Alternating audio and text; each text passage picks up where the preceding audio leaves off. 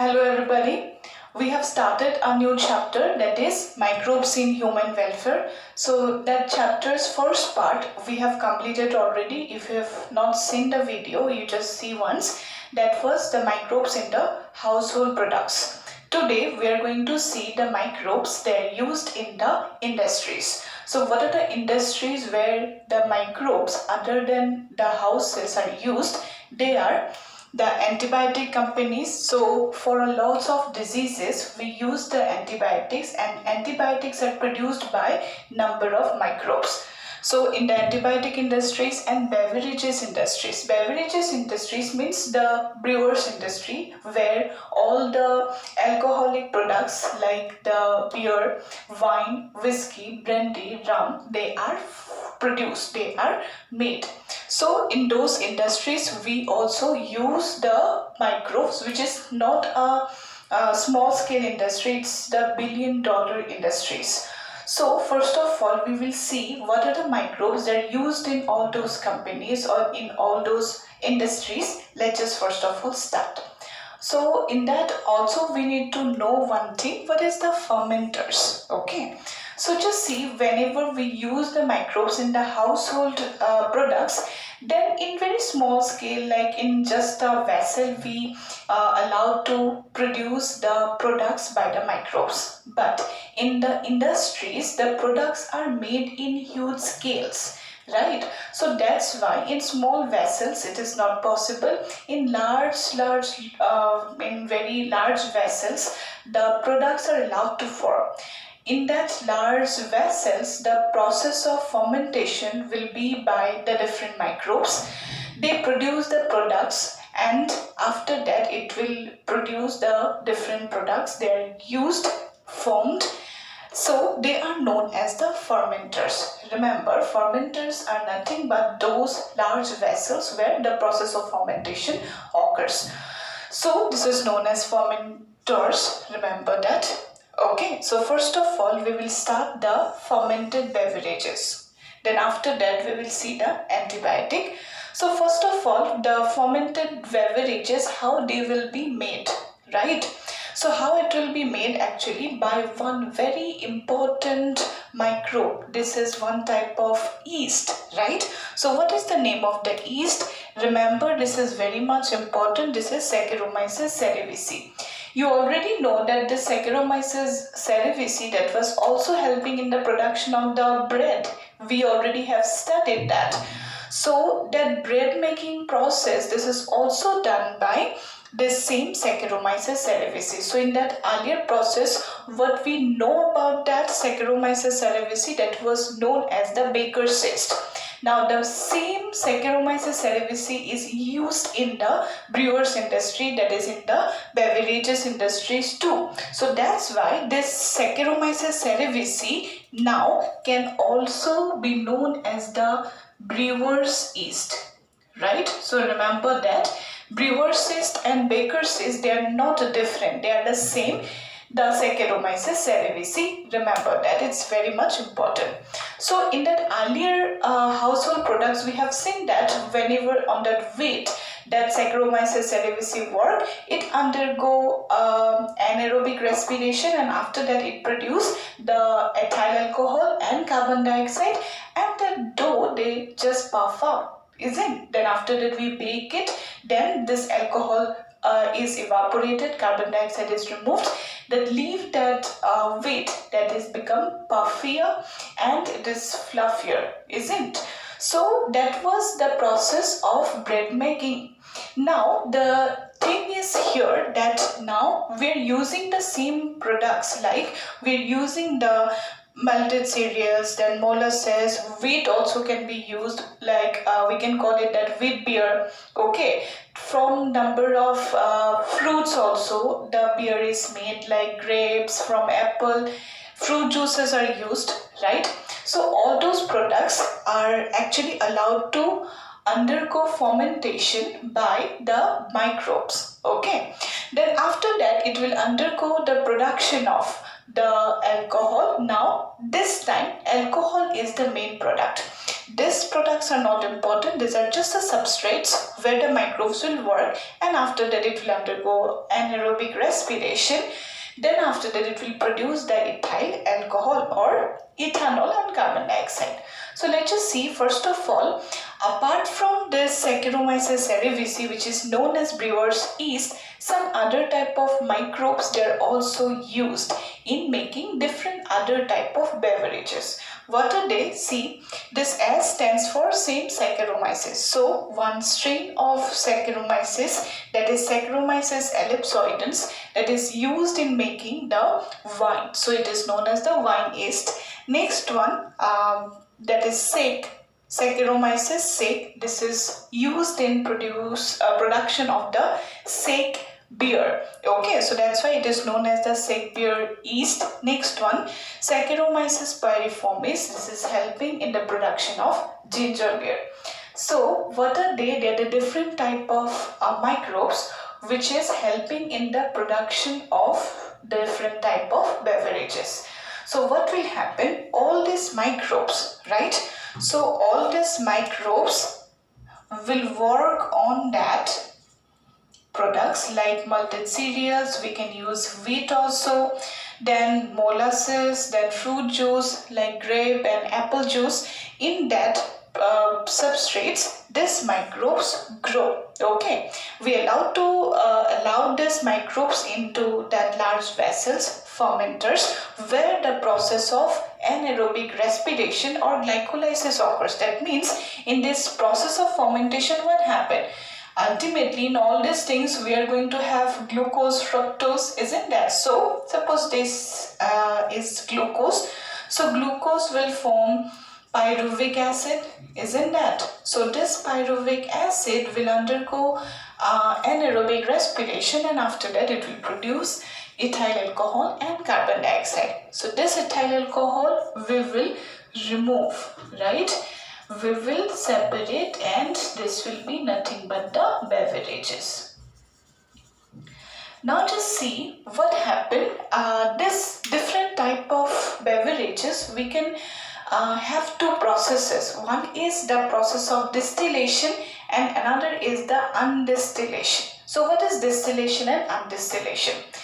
See what happened whenever the yeast, that is Saccharomyces cerevisiae, suppose. So this is the yeast, right? Okay, so this is the yeast. Now this yeast is working on that substrates like wheat, suppose. Then after that it takes the wheat, undergo anaerobic respiration, and after that what it is going to produce? The alcohol. So surrounding this yeast, what we are going to have? The product, that is alcohol, isn't that? This alcohol, right? So this alcohol becomes toxic to the yeast now. At what percentage of this alcohol can be toxic to the yeast? That is around 8 to 15%. Okay, so if surrounding the yeast there is 8 to 15% alcohol ethyl alcohol starts to present, then this yeast is not going to survive, right? So what happened? This actually alcohol, it is not given in the NCERT, but then also you can remember that alcohol toxicity can be around 8 to 15%. So that yeast starts to die. Okay. That means in all kinds of beverages we should have only 8 to 15%, because after that this yeast is going to die, isn't that? But suppose in any type of beverages, we know that in suppose whiskey or brandy or rum, this is not only 8 to 15% of alcohol is there. It can be 20%, 30%, even 50%, 60% alcohol can also be present, right? So for those people, for those drunkards, they are not having this only 8 to 15% of only to 15% of alcohol. If suppose that alcoholic beverages need to have more alcohol content, more alcohol percentage, then a process distillation is done. Okay, so that thing you have to know. So see, in those products or in those beverages, if the alcohol content is low, then it is the undistilled beverage, right? And distillation is allowed to occur where the alcohol concentration is allowed to increase. So that will be the distilled beverages. So obviously that distilled beverages will have more alcohol content, right? So that thing you have to know, that what is distillation and undistillation. So first of all, we will see the distilled product, okay, distilled beverages, and after that we'll see the undistilled beverages, right?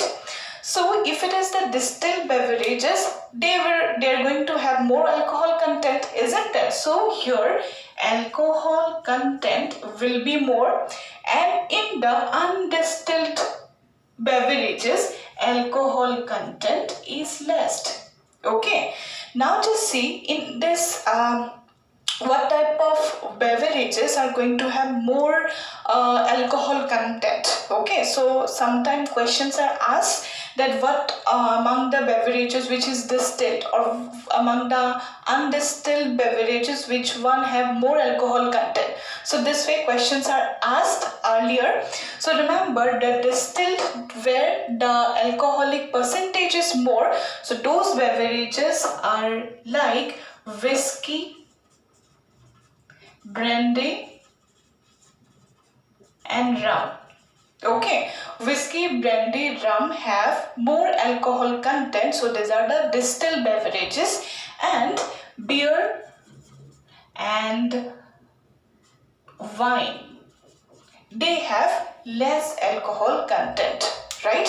So this thing you have to know. So that's all about the microbe or microbial activity on the beverages or beverage companies, beverage industries. Only that thing you have to know. See, here also a question will be important. What question can come? See, let me tell you, this question will be very much important. That means which is known as the brewer's yeast, or what yeast or what organism is used in the alcoholic or beverages companies. So this is one very famous, very easy question that is come in number of examination. Then after that, what is that fermenters you need to know. Then after that, this process of anaerobic respiration, and after that this process, that means distilled and undistilled products. Okay, so remember beer and wine, that is undistilled where alcoholic content, alcoholic percentage is less,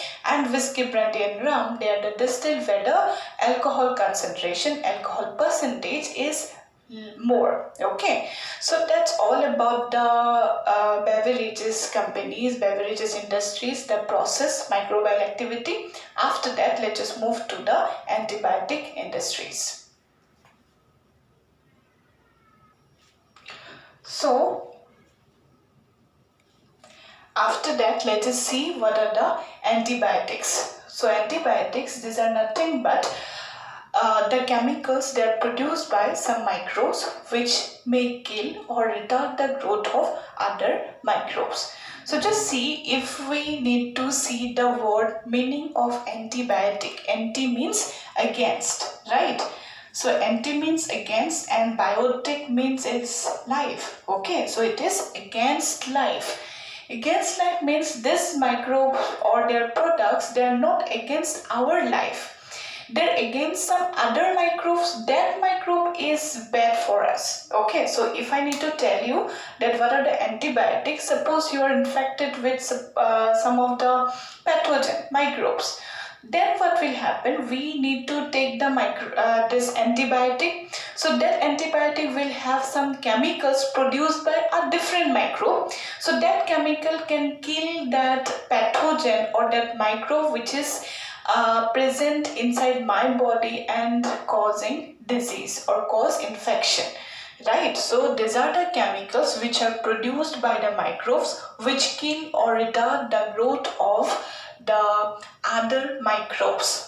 Okay, so remember that this is known as antibiotic, and antibiotic definition is very much important. It can come also. So what was the first antibiotic discovery? So the first antibiotic, actually one fungus was discovered. Okay. So what was that fungus? That fungus was penicillin. Actually first antibiotic is penicillin. Okay, and it was discovered by Alexander Fleming, but he was not discovering the antibiotic penicillin. Okay, so just see what happened.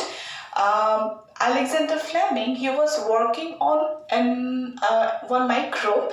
That bacteria was Staphylococcus. Okay, so he was working on Staphylococci. Okay, and whenever he was working, he just grew the Staphylococci. This is actually very bad microbe which is causing food poisoning, maybe food poisoning in your body. Alexander Fleming was working on Staphylococcus, right? So whenever he was working on the Staphylococcus, he used to grow the Staphylococcus in the petri dish. You know what is petri dish? Suppose this is the petri dish, right? So in the petri dish, he was growing the Staphylococci. So this way, whenever he was studying on Staphylococci, then after that he was one day he left the this petri dishes, and he was thinking that next day he will wash those petri dish. So next day when he came to the laboratory and was working, and he saw that some of the petri dishes don't have that Staphylococci. That means in that Staphylococci culture was there in the petri dishes. In some of the petri dishes, he was able to see that like this. Okay, so this is the petri dish that was left unwashed in the previous day. Next day, whenever he saw the petri dish, he was able to discover some very exciting thing. What was that? Here some type of greenish, actually one fungus, Penicillium notatum was a fungus. So that fungus was growing, and wherever those fungus actually are growing, nearby that there was no Staphylococcus. So Staphylococcus were present somewhere on the periphery. Okay, so what might be the reason? He was actually thinking on that thing. What was that thing actually? Then he was able to find that maybe this thing till now it is not taking as a proper discovery of antibiotic, but he was thinking that maybe this microbe was releasing some type of chemical, and that chemical was killing those Staphylococcus, right? So this Staphylococcus was not able to grow in these regions nearby those specific thing. Okay, so this is nothing but that Penicillium notatum.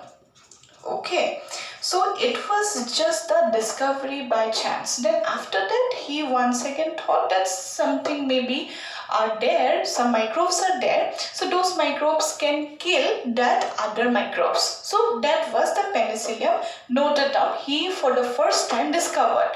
But that discovery of antibiotic was not by the scientist Alexander Fleming. It was just a discovery by chance.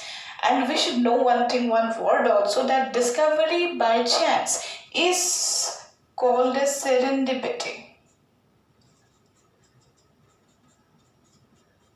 Okay, so what is serendipity? It means discovery by chance. Okay, so Alexander Fleming, he was working on Staphylococcus, and he was able to see some other type of microbes. That was one fungus, Penicillium notatum, was growing on his petri dish, and that was killing the other microbes, that is the Staphylococcus, but it was left, it was not discovered, or it was not studied to the depth by Alexander Fleming. Then after that, it was the time of around 1940 when that Second World War was going. At that time, a number of American soldiers, they were dying due to infections. Millions of people, they died due to the bacterial or some microbial infections.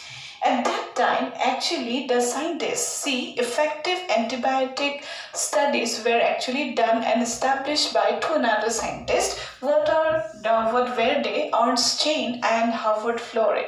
Okay, and later on, there are three scientists, that is Fleming. Okay, next one Chain, Ernst Chain and Florey, Howard Florey, they were awarded by Nobel Prize in 1945 for the discovery of antibiotic. It was not alone by Alexander Fleming, but also Howard Florey and Ernst Chain, all they three together discovered the antibiotic, and this discovery could save millions of American soldiers in the World War II. Okay, remember that, this is important. So that's all about the industrial products, and different type of products are there, different type of chemicals are nowadays extracted for the treatment of various type of microbes and microbial infection. Okay, so this actually products, see now for this penicillium, this is also one microbe, and this Staphylococcus, this is also one microbe. But this Penicillium notatum, this microbe is useful to us. Why? Because it releases some chemical. That chemical is the antibiotic, and that chemical kills that other microbes, that is Staphylococcus. So if we have some infection, some type of microbial infections, then we take the antibiotic. So that antibiotic is nothing but produced by some another microbes, which able to kill the foreign particle from our sides, right? So that is the antibiotic. So that's all about the microbes in the industrial products. We have discussed the beverages and antibiotic. Then after that, we will see some other type of chemicals, some type of enzymes. They're also helping in lots of other uses too for the human welfare. So let's just see. So that's all about the microbes. They're used in the industries, that are antibiotic industries and the beverages companies industries. So that's all about the video. In the next video, we are going to see the microbes. They're used in the in some producing of some chemicals, some medicinal purpose. Okay, so all those things, bioactive molecules, we'll see in the next video. So that's all about the video about the industrial products by the microbes. That's all about it. Thank you.